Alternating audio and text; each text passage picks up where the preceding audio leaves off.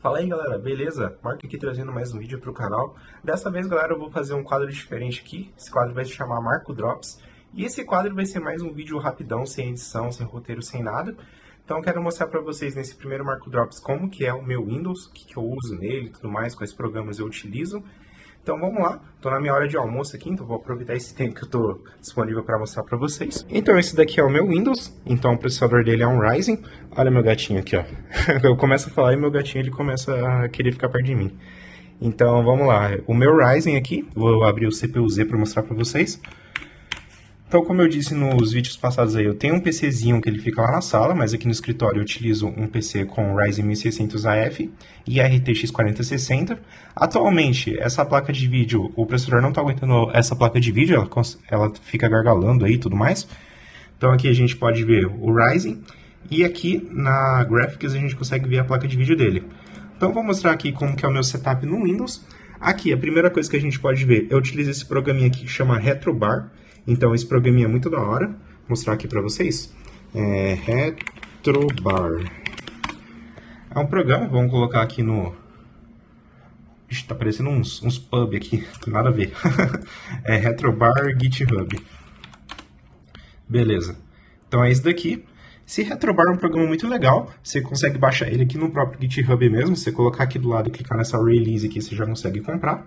E, basicamente, você pode instalar no seu Windows 10 ou Windows 11 e ele faz você ter essa taskbar aqui do Windows antigo. Então, tem do Windows 95, 98, 2000, XP e Vista. Eu acho que não tem do Windows 7, mas já tem uma gama de opções muito grande aí.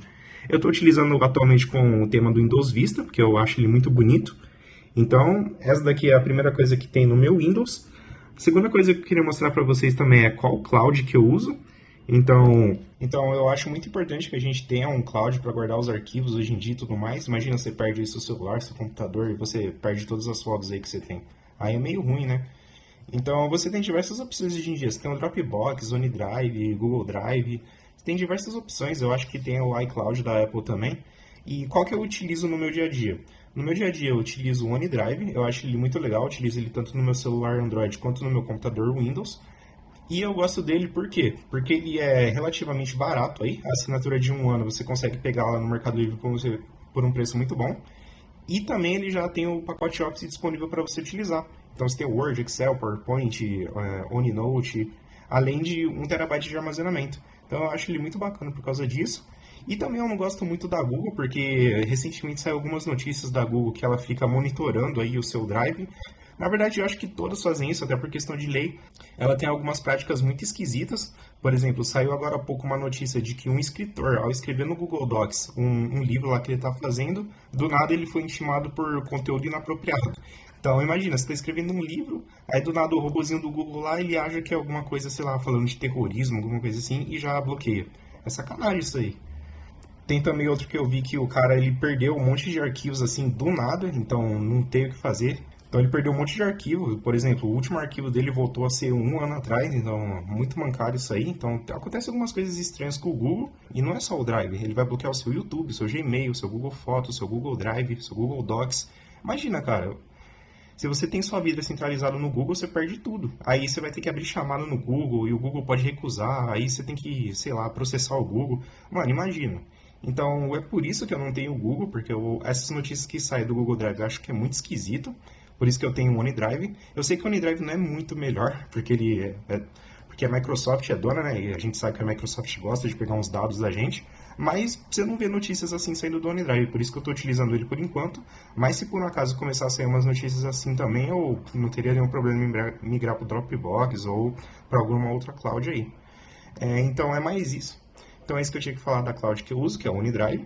Eu tenho ele aqui instalado no meu Windows. Outra coisa que eu tenho aqui no meu Windows que é muito legal também, ó. Vou abrir aqui o terminal.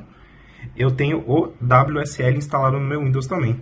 Então, o que é o WSL? É basicamente uma tecnologia que a Microsoft fez para rodar Linux dentro do Windows, utilizando o Hypervisor aí. Então, é muito da hora, porque isso daqui é um Linux. Então, isso daqui é um Arch Linux. Se eu rodar aqui o NeoFetch, que é um programinha para mostrar as versões aí do Linux, você pode ver que, na verdade, nesse terminal ele está rodando o Arch Linux. com kernel 5.15 e tudo mais, e tem todos os pacotes, tudo certinho. Então isso daqui é um Linux. E com o Linux eu tenho possibilidades infinitas. Eu posso rodar qualquer programa aqui, por exemplo, eu vou rodar um Node.js, vou rodar um Java, eu posso rodar direto no Linux. O que é muito da hora. Imagina, se você é desenvolvedor, eu acho que é quase obrigatório você usar a WSL se você utiliza um Windows, porque é muito da hora. Imagina, você está rodando no Windows o seu programa Java, aí você sobe para produção que roda no servidor Linux e acontece algum bug aí de compatibilidade, alguma coisa de biblioteca. Tem um desenvolvedor muito famoso aí no YouTube, que é o Fábio Akita, ele já fala, o melhor ambiente de desenvolvimento sempre vai ser um Linux. Inclusive, mesmo para quem tem Mac, é muito legal você ter um Linux rodando no Mac, porque o Mac, apesar de ser Unix-like, apesar de ser um Unix, ele não é um Linux. Então, é muito legal você ter um Linux para ter certeza do que o código que você está fazendo, que roda na sua máquina, vai rodar no servidor também. Eu tenho instalado aqui na minha máquina, que é o WSL. De navegador, eu utilizo o Firefox. Eu sou um usuário do Firefox aí faz um bom tempo já. Então, desde mais ou menos de 2019, 2020, eu utilizo o Firefox diariamente. Por que eu utilizo o Firefox?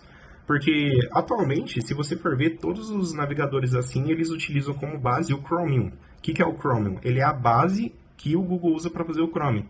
Então, por exemplo, você tem todos os navegadores que usam essa mesma base do Chromium e acaba fazendo um monopólio aí na empresa. Você não tem outro concorrente igual você tinha antigamente. Você tinha o Internet Explorer, o Firefox, o Chrome, o Netscape, o Safari. Então você tinha muitos navegadores diferentes. Aí agora a gente só tem o Chrome e acaba ficando muito ruim, porque não tem concorrência, então acaba tudo ficando na mão da Google. Então, por isso que eu utilizo um browser que não é baseado em Chrome, que é o Firefox. Por exemplo, se você utiliza Blaze Blaze é o bagulho de aposta lá. Se você utiliza aquele... Brave, o Opera também, ele utiliza o Chromium. Então, quase todos os navegadores eles utilizam esse Chromium e o Firefox é um que não utiliza. E o Firefox é uma empresa também que preza um pouco mais pela privacidade. A gente sabe que o Firefox, na verdade, ele pega alguns dados sim, então você tem que colocar nas configurações lá que você não quer compartilhar. Mas para isso também existe um browser muito bom que chama LibreWolf. Ele é um browser baseado em Firefox que é muito focado em privacidade, então ele não salva nenhum dado e tudo mais. Então, para você que gosta de ter privacidade, o LibreWolf é muito legal. Então, eu tenho aqui a minha Steam, que eu uso para jogar meus jogos da Steam e tudo mais. Eu tenho a Epic Games também. Epic Games eu pego alguns jogos de graça lá, e foi assim que eu peguei o GTA, inclusive. O meu GTA V, ele tá na Epic Games. Vamos ver o que eu posso falar também. De editor de vídeo, eu estou usando o DaVinci Resolve, na versão gratuita dele. Ele é um editor de vídeo que já me serve muito bem, já tem todos os plugins gratuitos para utilizar. Eu não sinto necessidade nenhuma de utilizar a versão paga, então eu utilizo ele para editar os meus vídeos. Antigamente eu utilizava o Sony Vegas, mas o Sony Vegas ele era um software proprietário, então eu tinha que pagar por ele. Então por isso que eu estou utilizando o DaVinci Resolve hoje em dia. Eu baixei também o Kdenlive para testar, mas eu ainda não cheguei a testar ele. Ele é um editor de vídeo gratuito, de código aberto. Então é muito legal, uma boa alternativa aí também.